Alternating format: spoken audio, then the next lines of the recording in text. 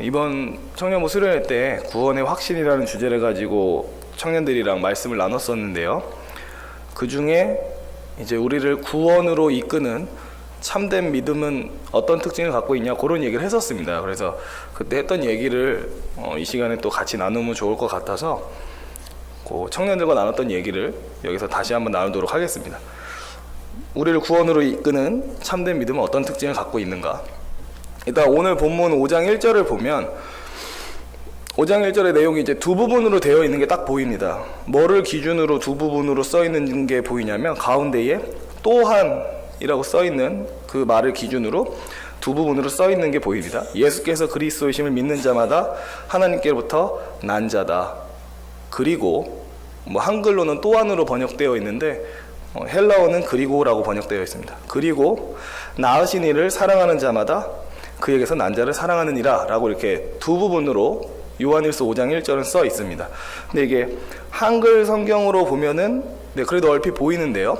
이게 비슷한 구조로 써 있습니다. 어떤 식으로 써 있냐면요. 하나는 누구든지 믿는 자는 하나님으로부터 태어났다 라고 써 있고요. 앞부분은. 그리고 뒷부분은 누구든지 사랑하는 자는 그로부터 태어났다. 여기서 그도 역시 하나님입니다. 그러니까 똑같은 얘기를 약간 다른 방식으로 두 번 하는 거죠.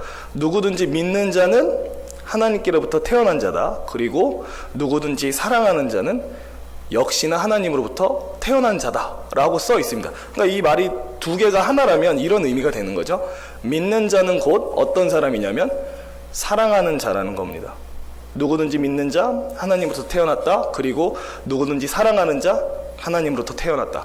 같은 얘기를 하고 있다는 것을 이제 결합해 보면 믿는 자는 곧 어떤 사람이냐라고 했을 때 사랑하는 자구나.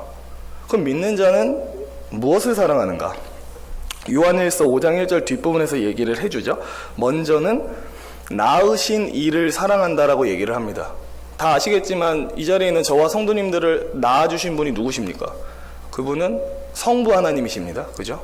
우리 아버지 되시고 그분이 우리를 영적으로 새롭게 태어날 수 있게 해주셨습니다. 그럼 1차적으로 우리는 누구를 사랑하게 되냐면 참된 믿음이 생겼을 때요.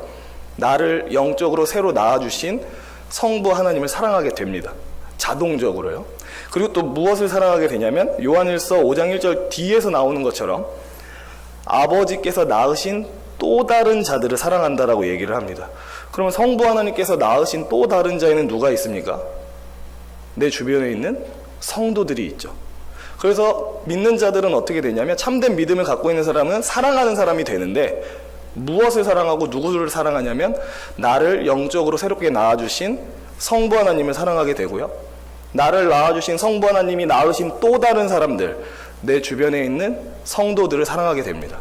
그리고 좀 더 생각을 하자면 성경은 예수 그리스도에 대해서 이렇게 말을 합니다. 그분이 독생하신 아들이다. 그러니까 홀로 태어나신 아들이다. 바꿔서 얘기하면 성부 하나님으로부터 태어나신 하나님, 그분이 성자 예수님이다 라고 얘기를 합니다. 그러니까 이 태어났다라는 말 때문에 우리가 약간 오묘할 수는 있는데요.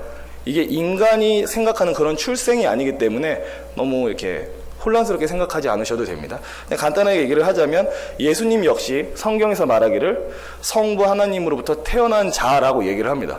그래서 다시 얘기를 하자면 참된 믿음을 갖고 있는 자는 곧 어떤 사람이냐면 사랑하는 자입니다. 무엇을 사랑합니까? 라고 얘기를 했을 때는 계속 말씀드렸지만 우리를 영적으로 낳아주신 성부 하나님을 사랑하고요. 또 성부 하나님이 낳으신 또 다른 사람들, 성자 예수님과 다른 성도들을 사랑한다라는 거죠. 그래서 믿음에 대해서 항상 생각할 때, 참된 믿음에 대해서 생각할 때 우리가 무엇을 염두에 둬야 되냐면 내가 그 대상을 믿고 신뢰하고 의지한다. 맞습니다. 이게 믿음입니다. 근데 거기서 끝나면 안 됩니다. 신뢰하고 의지할 뿐만 아니라 내 믿음의 대상이신 하나님을 사랑하는 것까지 포함해야 그게 진짜 믿음입니다. 그걸 빼면 안 돼요. 내가 그분을 의지하고 신뢰합니다. 그리고 그분을 사랑합니다까지 결합이 돼야 그것이 사실 성경이 말하는 참된 의미의 믿음입니다. 여기에 계신 성도님들은 제 이름이 정종택이라는 것을 믿습니다. 그죠? 제가 총신대학교 신학대학원을 나왔다는 사실도 믿으시고요.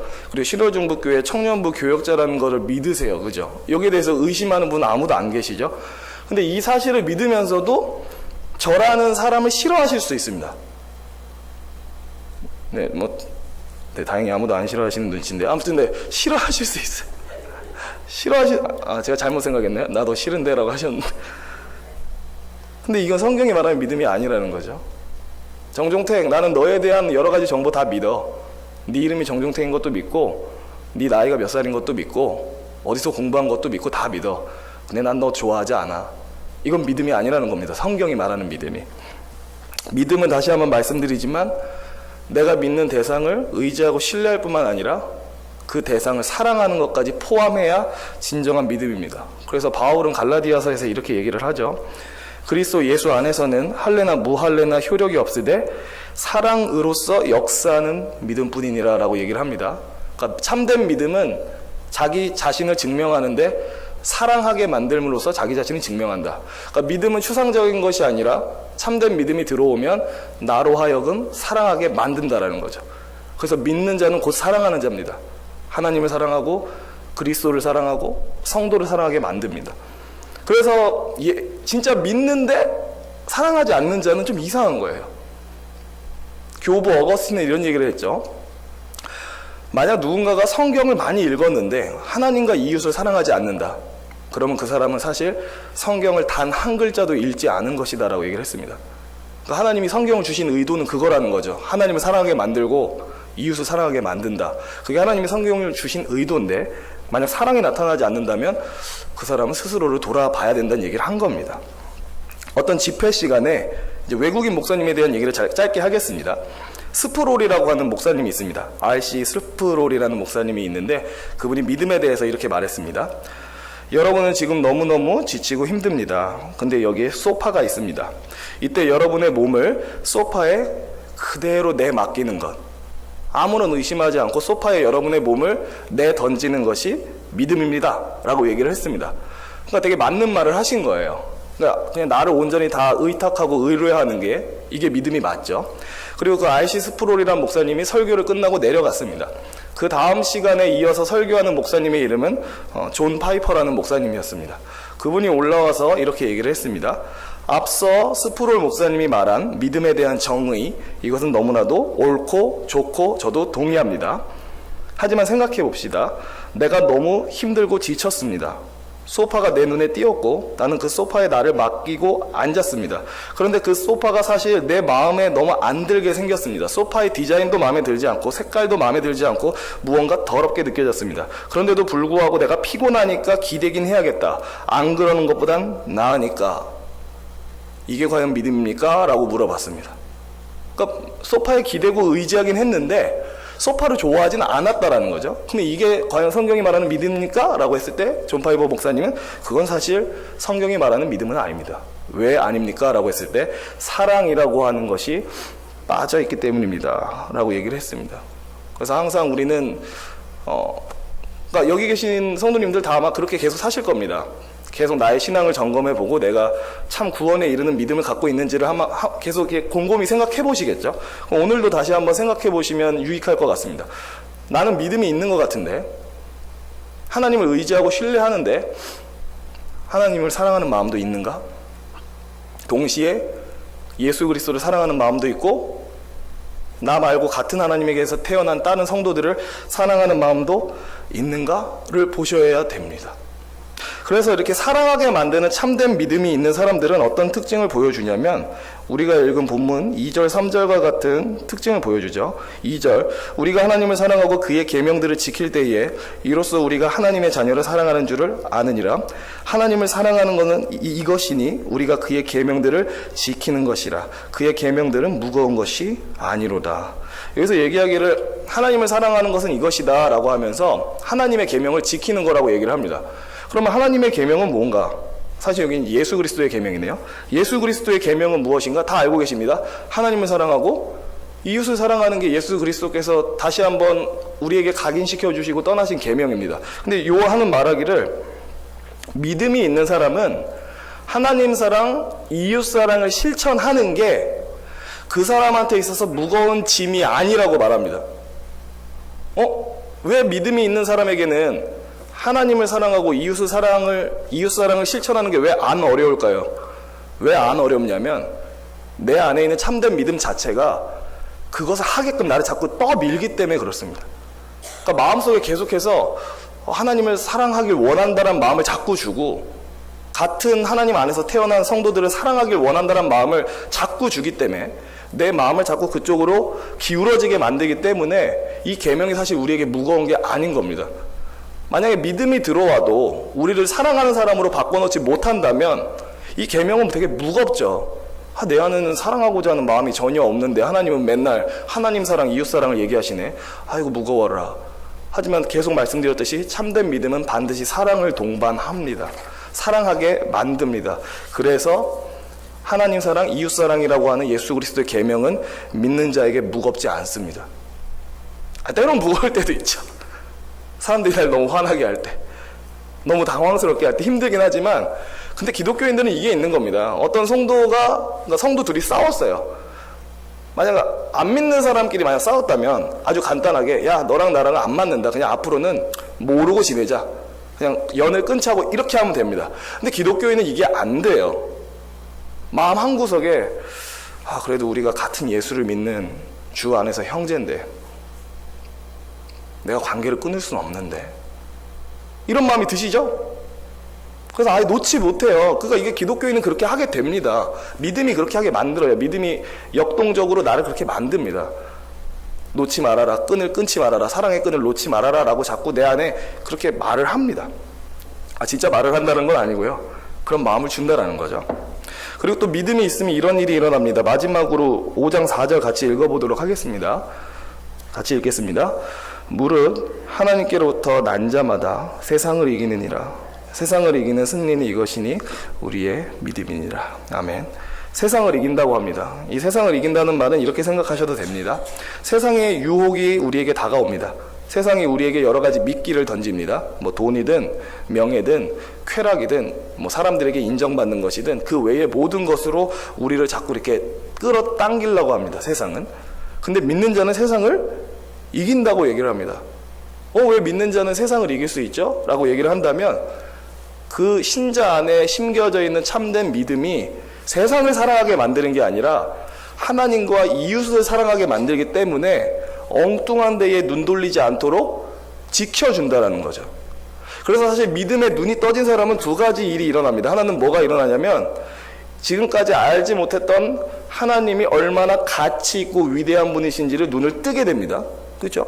믿기 전엔 전혀 몰랐죠. 하나님이 어떤 가치를 갖고 계시고 그분이 얼마나 귀하신 분인지 전혀 몰랐다가 믿음의 눈이 떠지면 하나님이 갖고 계신 가치가 보여요. 이분을 소유해야겠다라는 마음이 들어요. 그리고 동시에 어떤 일이 생기냐면, 이 세상에 있는 것에 대해서도 올바른 가치로 평가하게 됩니다. 그러니까 설명을 해보자면, 믿음의 눈이 떠지기 전에는 돈이 내 인생의 최고의 가치로 보인 거예요. 그래서 그거를 주구장창 추구했어요. 그거를 추구해야 안전하게 느껴지니까. 근데 믿음의 눈이 떠지고 나니까 나는 돈이 한 이 정도의 가치를 갖고 있는 줄 알았는데, 실제로 눈이 떠지고 나서 보니까 돈은 한 이 정도의 가치밖에 없는 거예요. 그리고 내가 예를 들어서 명예를 되게 추구했는데 명예가 이 정도의 가치를 갖고 있다라고 나는 느끼고 있었는데, 믿음이 눈이 떠지고 나니까 이건 한 이 정도의 가치밖에 없구나, 더 낮은 가치를 갖고 있구나라는 것을 인지하게 된다는 겁니다. 그래서 믿음이 있는 사람들은 세상의 유혹이 다가왔을 때 흔들리기도 하겠지만 그래도 이겨냅니다. 세상의 유혹이 갖고 있는 가치는 아주 낮다 알고요, 하나님이 갖고 계신 가치는 이 세상의 가치에 비해 지극히 높다라는 걸 알기 때문에 세상을 이깁니다. 참된 믿음이 있는 사람은요. 그래서 이것도 보시면 됩니다. 내 믿음에 사랑이 있느냐로 보시고요, 내가 믿음이 있는 사람인데 세상의 것을 되게 높게 평가하고 있진 않은가? 또 보십시오. 믿음의 눈이 떠진 사람은 세상의 것을 높게 평가하지 않습니다. 그렇다고 아예 없어도 된다는 말이 아니고요, 약간은 이런 의연한 태도가 생기는 거죠. 있어도 그만, 없어도 이런 식으로 되는 거죠. 꼭 있어야 돼, 이게 아니라는 겁니다. 하나님을 사랑하는 것은 되게 중요합니다. 왜 중요하냐면, 신명기에 모세가 이스라엘 백성들한테 이런 경고를 합니다. 네가 모든 것이 풍족하여도 기쁨과 즐거운 마음으로 내 하나님 여호와를 섬기지 아니하면, 그러니까 이 말은 네가 다 가졌어도 하나님을 사랑하는 마음으로 섬기지 않으면 어떤 결과가 찾아오느냐? 네가 줄이고 목마르고 헐벗고 모든 것이 부족한 중에서 여호와께서 보내사 너를 치게 하실 적군을 섬기게 될 것이니 그가 철 멍에를 내 목에 메워 마침내 너를 멸할 것이라 라고 얘기를 합니다. 네가 아주 호되게 당할 것이고 멸망당할 것이다 라고 얘기를 합니다. 왜? 네가 하나님을 사랑하지 않았기 때문에. 바꿔 얘기하면 참 믿음이 없었기 때문에. 되게 무서운 경고입니다. 또 예수님도 바리새인들한테 이렇게 책망하십니다. 이르시되 이사야가 너희 외식하는 자에 대해서 잘 예언하였도다. 기록하였으되 이 백성이 입술로는 나를 공경하되 마음은 내게서 멀도다. 그러니까 바리새인들이 겉보기에는 신앙생활을 아주 잘한 겁니다. 그래서 겉보기에는 믿음이 좋은 사람으로 보인 거예요. 근데 예수님은 그들을 책망합니다. 겉으로는 아주 신앙생활 잘하고 믿음 좋아 보이지만 막상 너희 안에는 하나님을 향한 사랑이 없구나. 너희가 참된 믿음의 길을 가지 못하고 있구나라고 책망을 합니다. 말씀을 마치겠습니다. 저도 그렇고요. 이 자리에 계신 성도님들도 그렇고 우리가 자신의 믿음을 돌아볼 수 있었으면 좋겠습니다. 내 안에 예수 그리스도를 믿고 신뢰하는 마음뿐만 아니라 그분을 사랑하는 마음까지도 있는지도 한번 보시길 바랍니다. 뿐만 아니라 성도들을 사랑하려는 그런 마음도 있는지 보시기 바랍니다. 혹시나 이것이 없거든 그냥 하나님을 무미건조하게 믿고 다른 성도들을 향해서도 내가 굳이 다른 성도들이랑 친해질 필요 있나? 라는 냉랭한 마음이 들거든 하나님께 긍휼을 구하셨으면 좋겠습니다. 하나님, 제가 참된 믿음이 있는지 없는지 잘 모르겠습니다. 내 안에 하나님을 사랑하는 마음과 이웃 사랑하는 마음이 있는지도 잘 모르겠습니다. 나를 불쌍히 여기셔서 그 마음을 주시고 내게 참된 믿음을 허락해 주시옵소서라고 기도할 수 있었으면 좋겠습니다. 이렇게 그리스도께 나와 구하는 모든 자에게 예수님은 이런 대답을 하실 겁니다.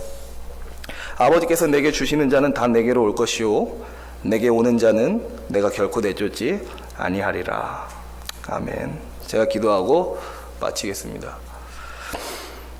하나님 아버지, 사랑으로 역사하는 참된 믿음을 우리에게 더욱 허락하여 주시옵소서. 믿음이 있노라 하면서 냉랭하고 차갑고 가까이 하기 어려운 이런 이상한 사람이 되지 않게 하시고 참된 믿음으로 말미암아 따뜻하고 폭넓고 사랑할 줄 아는 그런 사람 되게 하여 주옵소서. 그래서 하나님을 사랑하고 이웃을 사랑하고 또 우리가 서로 사랑함으로 말미암아 우리 중부교회 공동체가 더욱더 그리스도의 제자들이 모인 공동체답게 변하게 하여 주시옵소서. 믿음의 주요 온전케 하시는 주 예수 그리스도의 이름으로 기도합니다.